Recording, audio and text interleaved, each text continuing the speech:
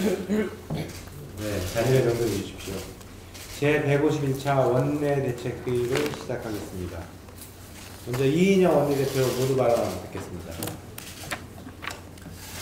어제 자유한국당이 예결위원 명단을 제출하면서 가까스로 예결위 구성이 완료되었습니다. 이번 주에 시작될 추경 심사가 아주 신속하게 진행되어서 우리 국민들에게 민생과 또 경제 활력에 기쁨을 전해드렸으면 좋겠습니다.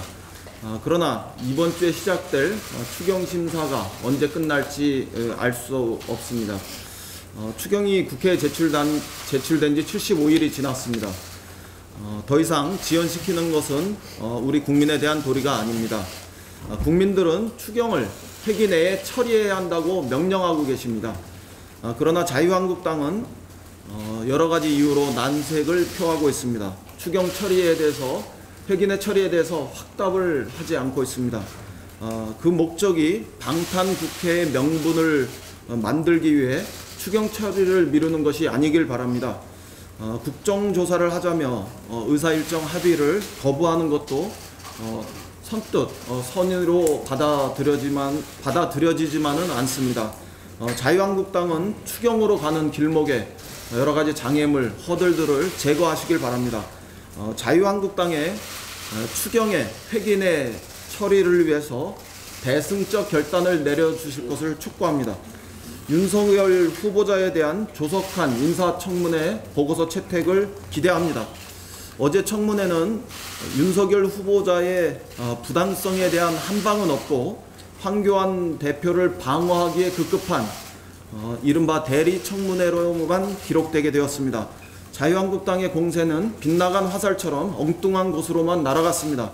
윤석열 후보자는 일부 문제 제기에도 불구하고 검찰 수장으로서 국민과 함께하는 검찰로 거듭나게 할 적임자임을 보여주었습니다. 정치적 중립성에 대해서도 국민의 눈높이와 동떨어진 정치 논란에 따르거나 타협하는 일은 결코 없을 것이라고 확답했습니다.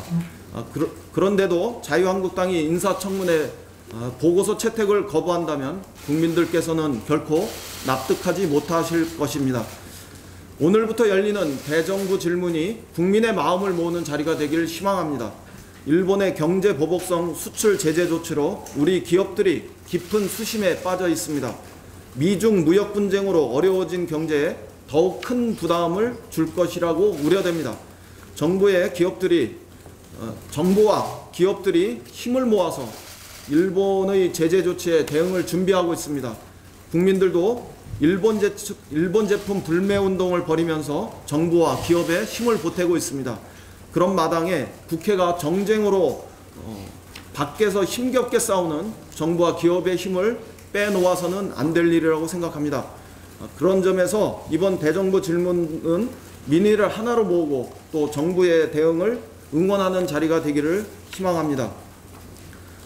당정청은 기업과 함께 국가 위기 극복에 총력을 다하겠습니다.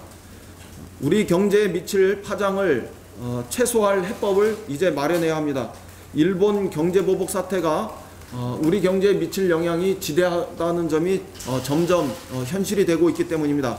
더불어 지난 54년간 708조 원에 이르는 대일 무역 적자를 개선하는 계기로 삼기를 희망합니다. 다시는 일본에게 이러한 부당한 보복을 당할 여지를 우리 경제는 주지 않을 수 있도록 체질 개선에 나설 수 있어야 합니다.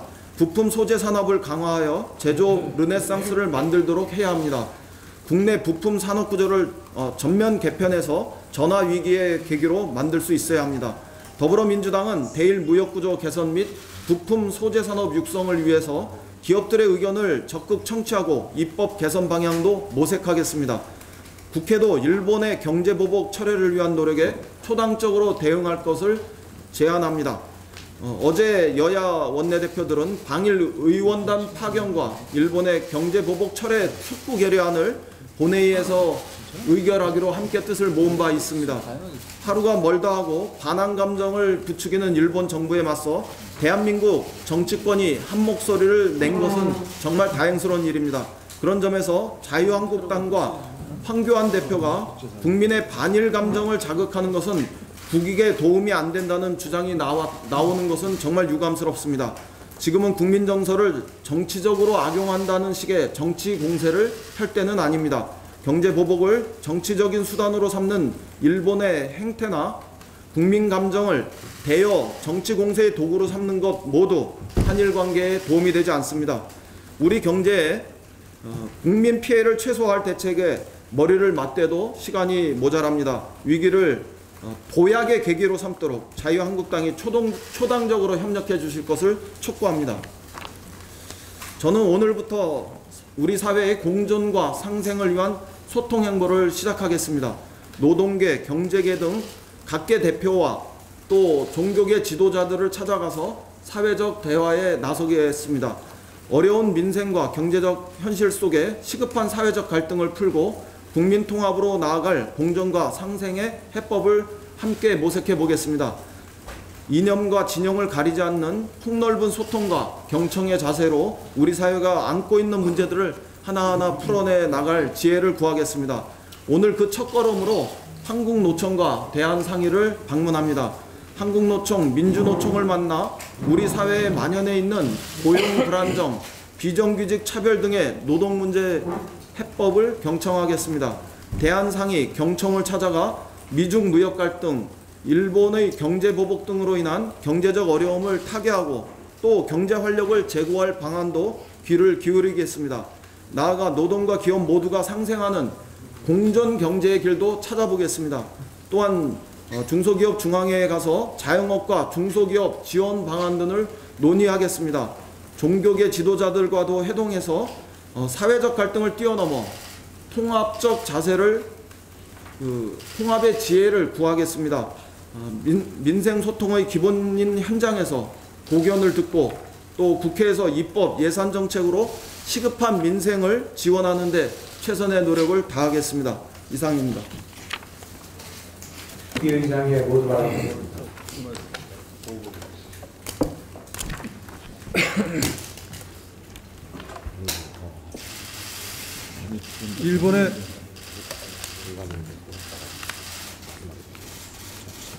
일본의 경제 보복은 국제법과 자유무역 질서에 정면으로 위배되는 무도한 경제 테러입니다. 국제신용평가사인 무디스는 일본의 수출 규제는 세계 반도체 공급망에 큰 타격을 입힐 것이라고 경고에 나섰고, 오죽하면 일본의 유력 언론과 정치권에서도 참여연 선거를 앞두고 자행된 아베 정부의 조치에 대해 큰 우려를 표하고 있습니다. 아사히 신문은 정치적 목적을 무역에 사용하는 해롭고 보복적인 행동이라며 한국 수출 규제 보복을 즉각 철회하라고 아베 정부를 강하게 비판했습니다. 아베 정권이 경제 보복의 이유로 전략물자의 북한 반출이라는 말도 안 되는 황당한 거짓 핑계를 대고 있으나, 우리나라는 국제사회의 전략물자 4대 수출 통제 체제에 모두 가입한 국가로서 국제적 의무를 성실하게 이행하고 있는 모범 국가입니다. 아베 정부는 허무맹랑한 궤변을 일삼지 말고 세계 반도체 디스플레이 시장에도 큰 타격을 입히는 무도한 수출 규제 테러를 즉각 중단할 것을 촉구합니다. 일본의 무도한 경제 보복에 대한 민관정의 총력 대응이 필요합니다. 우선 당장은 우리 기업과 경제 피해를 최소화하기 위한 지원을 아끼지 않을 것입니다. 아울러 핵심 소재 산업의 자립과 경쟁력 강화를 위한 대책을 조속히 추진할 것입니다. 당정은 금명간 당정협의를 개최하여 추경에 필요한 예산을 편성하고 국회 추경심의에 반영시키도록 하겠습니다. 내년도 예산에도 관련 예산을 대폭 반영할 것입니다. 또한 다각적인 대응과 함께 미국 등 국제사회를 상대로 한 경제, 외교적 공조에 총력을 기울일 것입니다. 이와 관련해 어제 당내에 일본 경제보복 대책특위를 설치했습니다. 민관정 차원의 총력 대응을 당에서 적극 지원하도록 할 것입니다. 덧붙여 자유한국당에 한 말씀 드리겠습니다. 국익에는 여야가 없습니다. 우리 정부에 대한 무책임한 비난을 삼가해 주시기 바랍니다. 우리 정부를 폄훼하는 발언은 정부의 대응력을 약화시키고 결과적으로 아베 정부에 이용당할 수 있어 국익에 전혀 도움이 되지 않습니다. 지금은 일본의 경제 보복 위기 극복을 위해 한 목소리를 내야 합니다. 마침 여야가 일본의 수출 규제 철회를 촉구하는 결의안을 채택하고 국회 차원의 방일단을 7월 중에 파견하는 데 뜻을 모았습니다. 매우 다행스럽게 생각합니다. 자유한국당이 제1야당에 걸맞는 책임 있는 자세를 보여주기 바랍니다.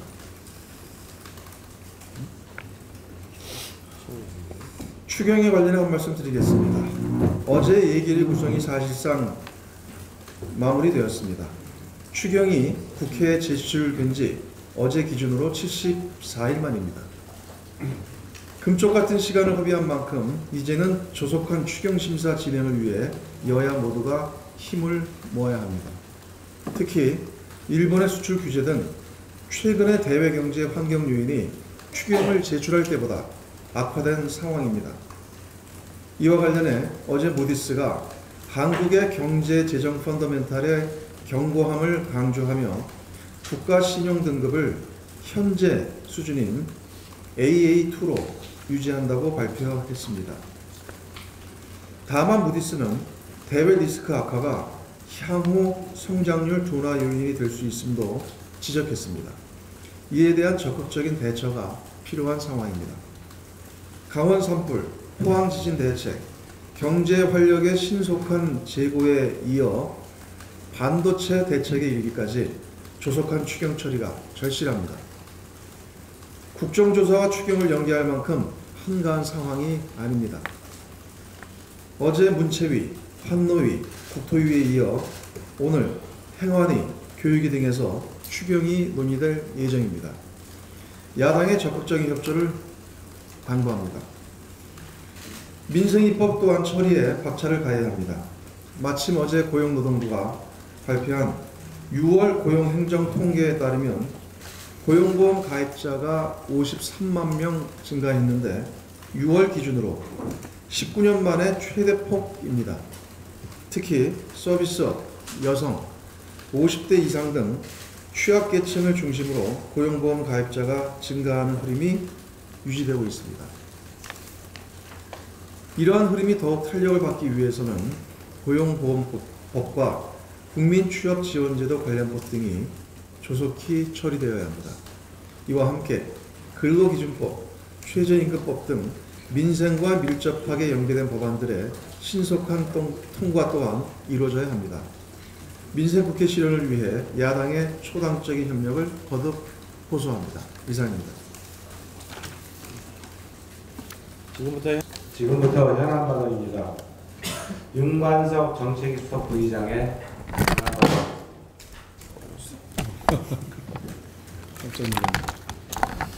예, 일본의 수출 규제 조치에 대해서 저도 한 말씀 드리겠습니다. 앞에서 원내대표와 정책위장 말씀이 있었습니다만, 일본의 수출 규제 조치, 경제 보복 또는 경제 침략 행위가 본격화되면서 우리 정부와 기업인들이 대응책을 마련하느라 분주한 상황입니다.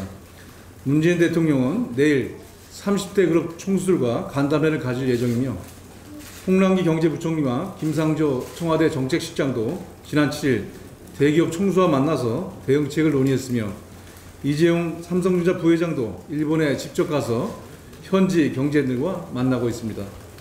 우리 경제에 미친 영향이 큰 만큼 정부와 재계가 신속하게 대응해 나가고 있는 상황입니다.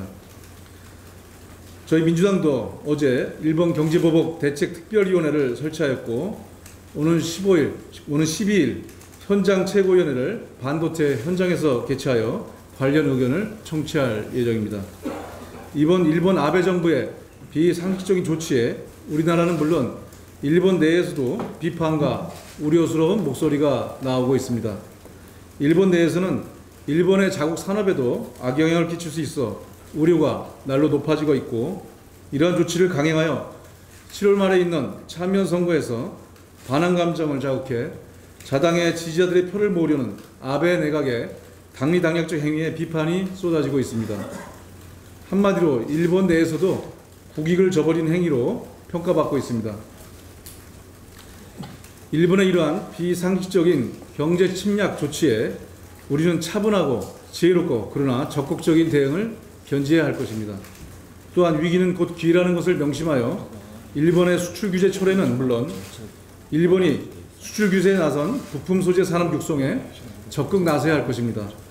우리가 당장은 불편하겠지만 인내를 가지고 전략을 가지고 국내 소재 산업의 도약기로 전환시켜야 합니다. 이번 위기를 기회로 살리는 첫 발을 추경심사에서 내딛자고 야당에 제안합니다.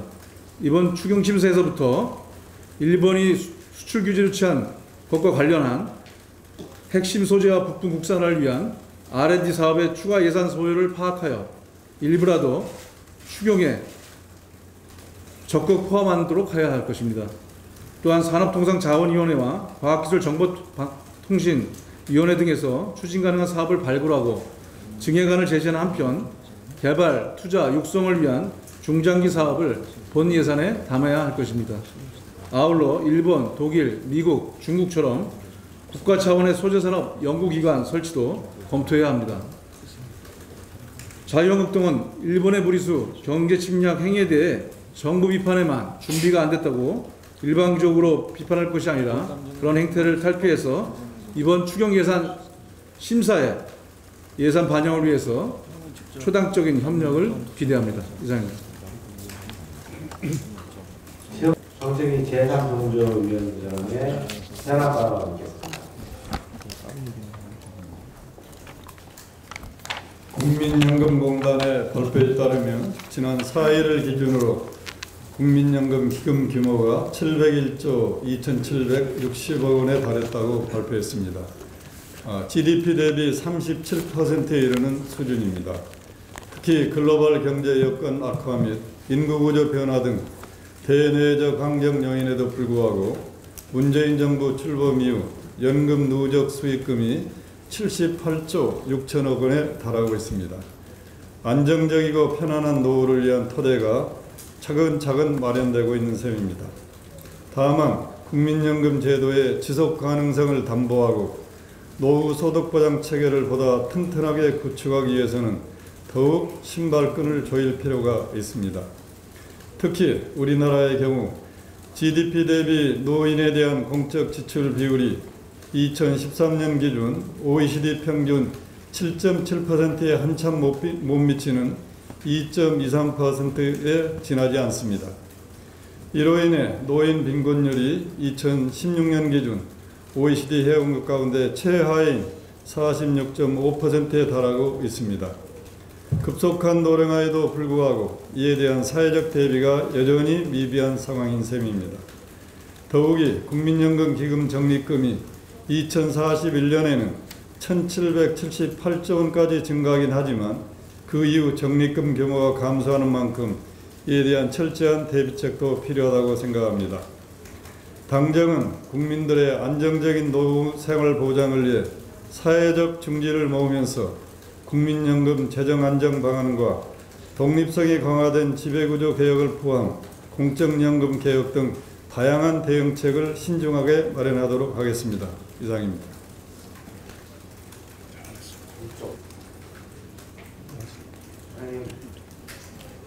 누굴 얘기는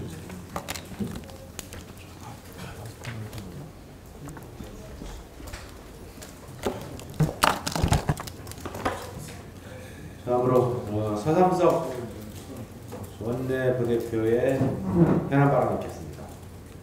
한국농업은 어제가 오늘이고 오늘이 내일이라는 그런 세간의 혹독한 비판이 있습니다.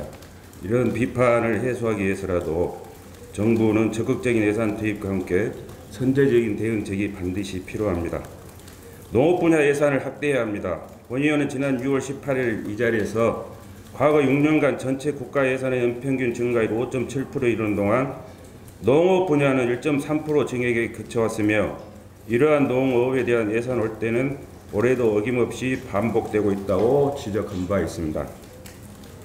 2020년 정부 부처 총 예산 요구안에서도 오히려 4%가 감액되었습니다. 농작물 수급 불안과 가격 폭락으로 인한 농민들의 고통이 매우 심각합니다.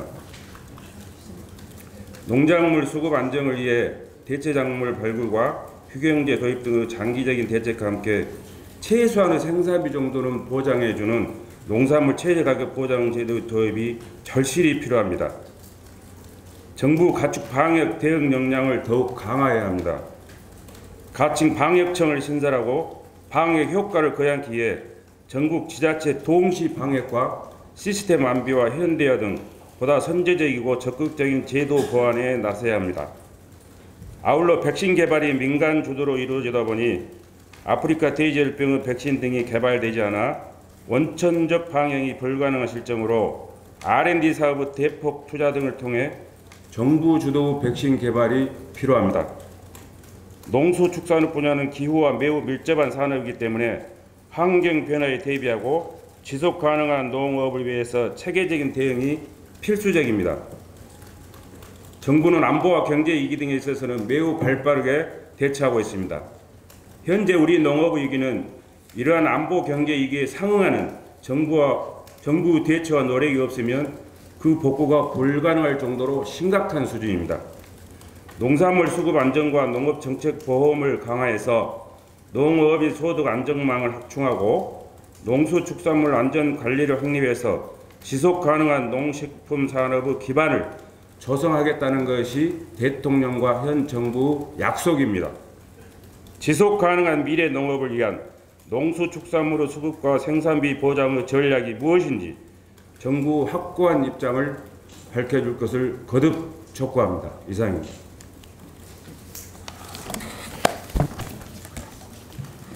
네, 마지막입니다. 박정미 부대표의 현안 발언 듣겠습니다. 도저히 있을 수도 없는, 또 있어서도 안 되는 일이 벌어졌습니다. 베트남 결혼 이주 여성에 가해진 가정 폭력의 현장은 차마 눈뜨고 볼 수 없을 정도로 참혹했습니다. 2살배기 어린아이 앞에서 벌어진 폭력에 분노하지 않을 수 없습니다. 안타깝고 또 부끄럽게도 2007년에도 베트남 결혼 이주 여성이 입국 한 달 만에 남편에게 무차별 폭력을 당해 사망한 사건이 있었습니다. 그 당시 우리는 경각심을 가지고 대책 마련에 분주했지만 비극적인 사건은 계속되고 있습니다. 이주 여성이 가정폭력을 당해도 가해자는 말이 통하고 피해자는 말이 잘 통하지 않으니 경찰이 우리 편을 들어줄까 하는 염려에 쉽사리 신고하지 못하는 경향이 있다고 합니다. 이런 우려를 불식시키기 위해 가해자에 대한 엄중한 처벌, 2차 피해 예방을 포함한 피해자 보호와 심리상담, 그리고 자립지원 등의 조치를 통해 피해자에게는 신뢰를, 가해자에게는 경고를 줄 수 있는 선례들을 축적해 나가야 합니다. 우선적으로 비자 발급이나 외국인 등록증 발급 시부터 긴급 전화와 이주 여성 쉼터 등의 존재를 안내하는 절차가 이루어져야 할 것입니다. 또한 상담과 수사, 그리고 재판 과정에서 이주 여성의 언어 지원이 충분히 이루어지도록 시스템을 점검해야 합니다. 이러한 법과 대책이 사후 약방문되지 않도록 국회와 정부가 함께 지혜를 모으겠습니다. 윤석열 검찰총장 후보자 인사청문회에 대해서도 간단히 말씀드리겠습니다. 잔재는 많이 날렸지만 결정적인 한방은 없었다는 게 총평입니다. 특히 어제 자유한국당 한 의원은 후보자가 미래 소년 호남처럼 예지력을 가졌다고 가정한 것인지 6월에 고발될 양정철 민주연구원장을 2월에 만난 게 적정하냐고 물어 두고두고 인구에 회자될 레파토리를 제공했습니다. 자유한국당은 모처럼 국회 정상화에 동참한 만큼 조속한 시일 내에 검찰총장이 임명될 수 있도록 적극 협조해 주시기 바랍니다. 이상입니다. 네, 이상으로 공개 발언을 마치고 비공개 회의로 전환하겠습니다. 기자분께서는 협조해 주실 것을 부탁드리겠습니다.